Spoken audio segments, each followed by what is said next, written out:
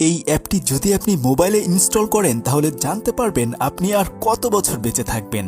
কয়েকজন বন্ধু এমনই একটা অ্যাপ খুঁজে পায় এবং তারা প্রত্যেকেই তাদের মোবাইলে সেটা ইনস্টল করে নেয়, আর এরপর তাদের সাথে ঘটতে থাকে ভয়ঙ্কর ভয়ঙ্কর এক একটা ঘটনা। সত্যি সত্যি ওই অ্যাপে দেখানো সময়ে মানুষ মারা যেতে থাকে।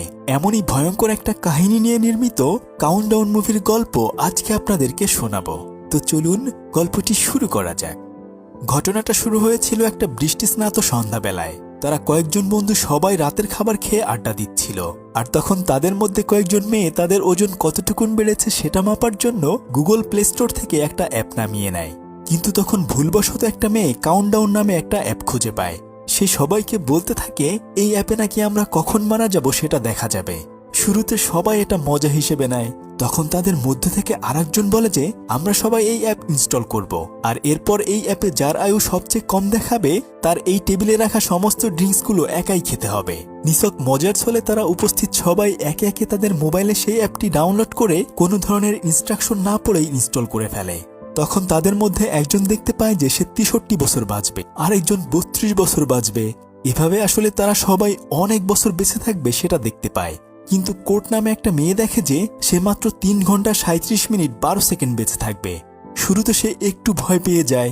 তখন তাকে সবাই বলতে থাকে যে আরে এটা তো সামান্য একটা অ্যাপ, এসবের কোনো কিছু সত্যি হয় নাকি। তবে শর্ত অনুসারে এবার তো এখানে থাকা সমস্ত ড্রিঙ্কসগুলো কোর্টের খেতে হবে।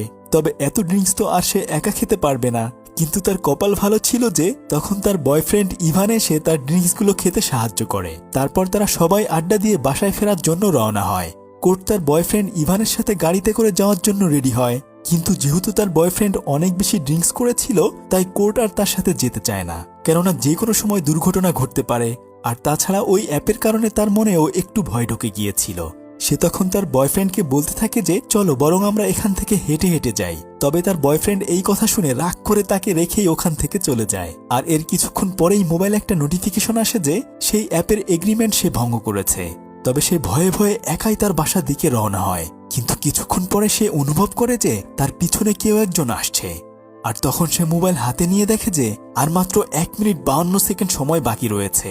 এটা দেখে সে আরো বেশি ভয় পেয়ে যায়। সে জলদি করে তার বাড়িতে ঢুকে গেট লাগিয়ে দেয়। আর তখন তার মোবাইলে একটা ভয়ঙ্কর অ্যালার্ম বাজতে শুরু করে দেয়। সে তখন কোনো উপায় না পেয়ে দ্রুত মোবাইলটি বন্ধ করে দেয়। তবে রুমের ভেতর প্রবেশ করার পরে তার মনে হয় যে এই রুমে কেউ একজন রয়েছে।